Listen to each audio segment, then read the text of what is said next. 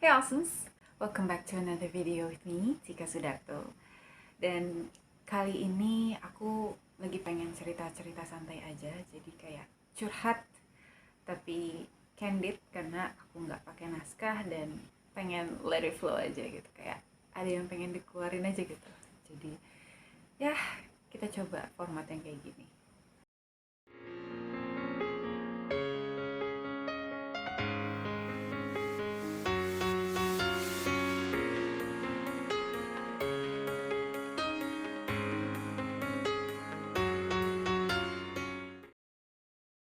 Aku tuh ngerasa kita tuh kayak dikejar-kejar sama ekspektasi masyarakat umum. Kita membiarkan orang lain untuk mendefinisikan sukses. Kayak sukses itu artinya punya uang banyak, punya jabatan, dihormati banyak orang, dan lain-lain. Tapi kadang-kadang kita yang kejar-kejaran dengan harapan dan ekspektasi yang kayak gitu, di saat kita sudah sampai, banyak juga orang-orang yang ternyata nggak bahagia.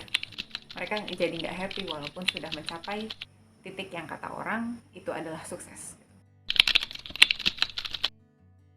Aku tuh emang banyak sekali hobi, banyak sekali yang aku senang lakukan karena aku memang anak yang aktif, dan kegiatan yang menarik pasti pengen aku pelajari gitu. Taekwondo, basket, silat, drama, qosidah, nyanyi, dan lain-lain. Jadi aku dilihat sebagai anak yang gak bisa fokus dan gak pernah bisa konsisten.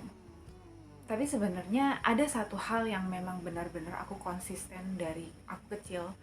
Bahkan itu aku sebelum 5 tahun juga udah suka banget sama kegiatan ini, yaitu ngedance. Dan aku menjalani dance itu bukan dengan niat aku pengen jadi dancer memang.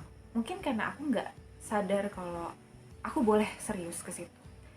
Karena pada suatu hari, di saat aku sudah mulai serius ngedance, sebagian besar keluarga aku itu menertawakan. Aku ingat banget kata-katanya tuh, kamu ngapain ngedance kayak gitu? Kamu tuh udah umur segini.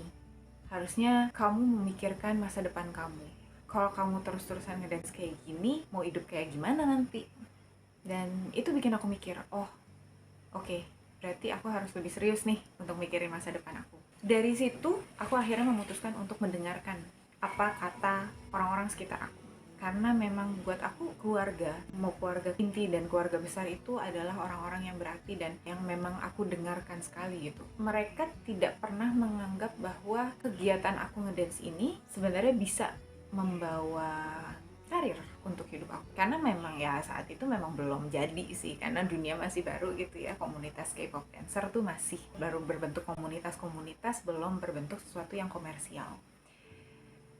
Kalaupun komersial biasanya masih on the side, bukan sebagai dancernya tapi kayak jual merchandise atau bikin eventnya gitu. Jadi untuk dancer sendiri paling dapat uangnya paling dari lomba-lomba gitu, hasil lomba yang nggak cukup untuk dijadikan karir gitu kan. Di situ aku kayak oke, let's be mature now.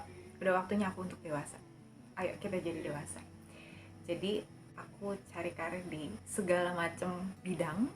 Kayak aku masuk kitchen, terus aku juga mendalami dunia event, dan sampai sekarang aku juga masih mendalami dunia event. Aku juga sempat ngajar bahasa Inggris, aku juga sempat jadi translator. Jadi banyak sekali hal-hal yang akhirnya aku coba eksplorasi demi mengikuti apa yang diminta sama orang lain. Dan pada akhirnya aku menyadari bahwa aku nggak bahagia. Nggak ada satu hari pun yang aku merasa puas dengan apa yang aku lakukan, seproduktif apapun aku hari itu. It didn't make me happy at all. Walaupun aku akhirnya berhasil menjadikan acara itu sukses, walaupun aku berhasil memberikan pekerjaan yang sangat baik, senang cuma saat itu aja. Lebih ke gratitude karena akhirnya di-recognize pekerjaannya. But saat pulang ke rumah, aku nggak pernah semangat untuk mikir gimana cara kerja aku besok supaya prestasi aku makin bagus. Itu nggak pernah. Beda banget waktu pas aku ngedance. Setiap hari yang aku pikirin adalah besok aku eksplorasi bagian mana lagi ya yang belum. Kayak misalnya aku hari ini lagi gerakan tangan. Aku tangan udah oke nih. Oke, besok aku pengen gerakan kaki. Oh, kayaknya otot aku yang ini lagi agak kurang nih. Oke, besok berarti aku harus latih. It becomes a daily habit for me to, besok aku latih yang mana ya? Besok aku explore hal yang baru apa lagi nih? Dan hal itu yang membuat aku jadi semakin semangat setiap harinya. Tapi itu tadi, itu nggak aku temukan di dunia-dunia yang lain.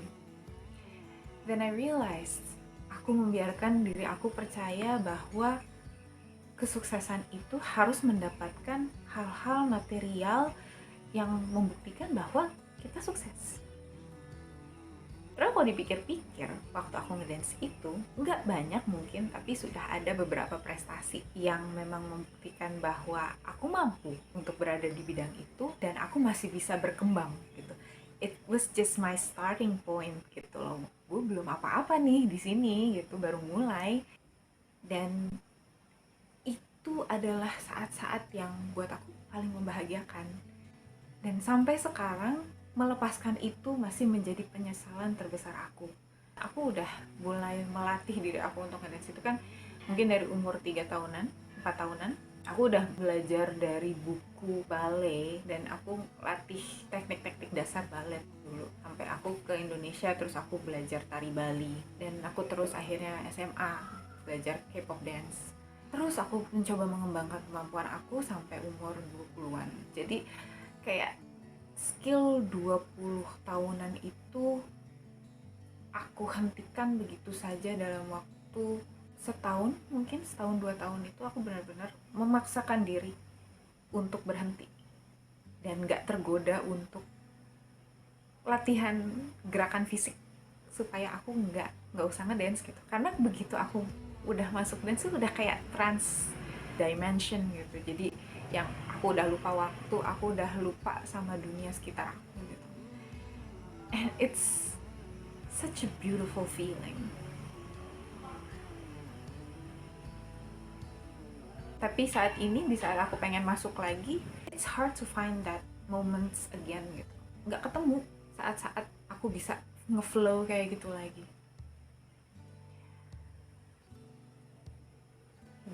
Mungkin karena ditambah dengan fisik aku yang jujur aja sendi-sendi tuh banyak yang sakit-sakit, suka ngeklik gitu, bunyi gitu loh, kletak kletak kletak kletak. Karena mungkin ya memang sudah beberapa tahun akhirnya aku berhenti dari ngedance. Maaf ya. Thousands of tears later. Um,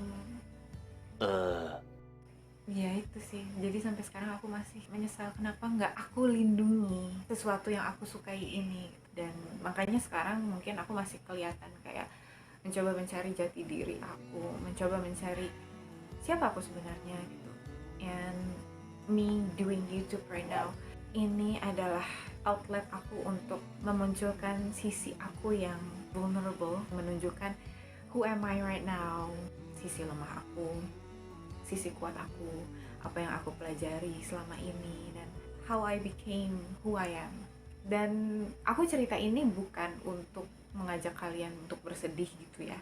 Walaupun memang aku kehilangan sesuatu yang sangat berarti buat aku. Kebahagiaan yang gak bisa dikembalikan lagi gitu. Dan aku gak bisa nyalain siapa-siapa juga.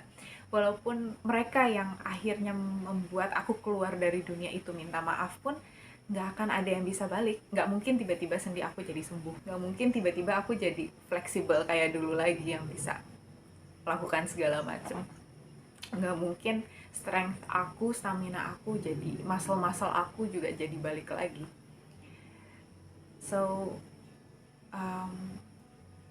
what's done is done gitu. Kayak sudah waktunya gue untuk tutup buku, move on. Kalau misalnya memang ada kesempatan untuk gue ngedance lagi di masa depan, of course akan gue tetap coba. Mungkin kayak walaupun ya sekarang waktunya tutup buku, tapi gue bakal masih tetap kekeh kok untuk melakukan apa yang gue senang lakukan.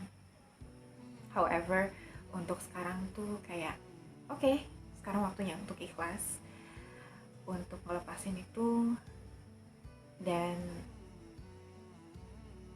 mencari sesuatu yang baru, tapi bukan karena kata orang, dan it's because of it makes me happy gitu.